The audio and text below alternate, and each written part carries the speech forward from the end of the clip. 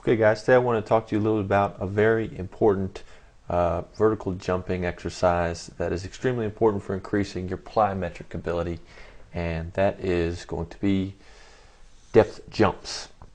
First of all, it's important to understand that depth jumps is different from drop jumps or shock drops, as well as box jumps. See, a depth jump is when you jump off a box at a certain height, absorb the energy into the ground, and then jump as high as you can upwards. That is a depth jump. Now, a drop jump or a shock drop is when you jump off a box and just absorb the energy without the successive jumping into the air. And a box jump is simply when you jump from the ground up into the air. So once again, you've got your depth drop and shock drop, which are more or less the same thing. Some may make a differentiation there. Then we've got your box jump, where you're simply jumping from the ground onto a box. And then you've got your depth jumps, where you're jumping off a box, absorbing, and then jumping as high as you can into the air. Those of you who are on the jump manual know this is an exercise we use on plyometric days, as well as an integration on our strength training days. And this is a very important exercise because it teaches you to do what you do in athletic competition, which is absorb force and then transfer that force into the air. Now, depth jumps do a few different things, and if you watch the plyometric video, you'll understand, but they do increase the tendon stiffness in your Achilles tendon, as well as in other areas in your body, so that you can properly absorb force. Now, if that tendon is not properly stiff, if it's too soft, then you're not going to be able to transfer energy quickly enough to take advantage of the force that's being applied into the ground. And now, really the reason I'm making this video is because a lot of questions get asked: what box height should I use when I'm doing depth jumps? Now, this is a lot of people have different takes on this, but I think that it's pretty simple. And if you have the right equipment, it should be a very easy decision.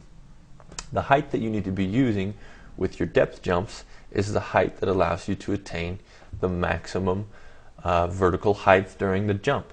So first of all, what you need to be doing is measuring the jump height of each vertical jump. So when you jump off of the box, you absorb the energy into the ground and you jump into the air. You need to have something that you're touching, or you need to have some way of measuring each jump. Now, you can station the box in front of the rim, or you can station the box at a ceiling level and use the tip of your finger, then use your knuckle, then use the top of your hand. Some way you need to have of measuring the jumps, and that is because you are trying to jump and train yourself to jump higher. As we talk about in all of our videos, you're not training yourself to jump to increase your vertical jump endurance or your ability to jump at a certain height over a sustained period of time. You want to be able to increase the jump height, your maximum ability to jump high on one repetition.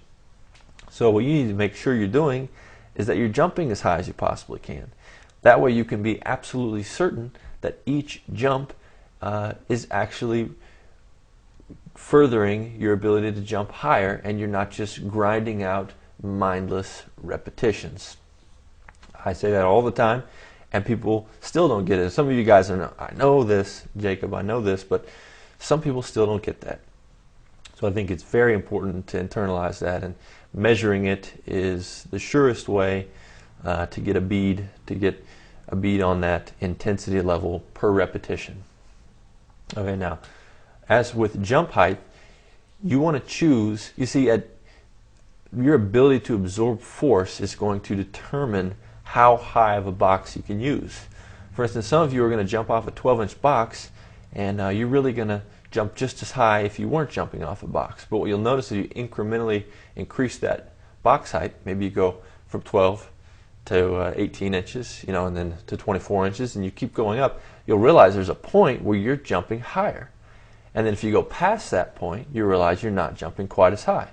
And what you want to do is you want to start with a low box height, test and see how high you jump, then increase that height. And once you reach a height that you're jumping higher, make sure and test it a few different times, 3 to 5 times, to make sure that you're really jumping higher at this box height. Then each time you do that exercise, you're going to want to retest, warm yourself into that higher box height, and make sure that that is the box height that is getting you to jump at your maximum intensity. So once you have found the box height that allows you to jump at your maximum intensity, voila, that is what you will use during your repetitions. Now, the reason you want to retest that often is because your ability to absorb and transfer force is going to improve over time. So what you're going to want to do is retest that next week, start at a lower box height, and you may notice that you can now handle a larger box. So that's what you want to do.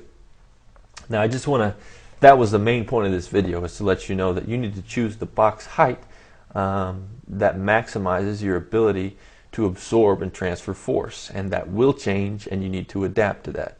That is the reason I'm making this video. Now let me rant a little bit. So this is not going to be the point of this video, and I'll probably make a more succinct video based on the comments, but consider this fact.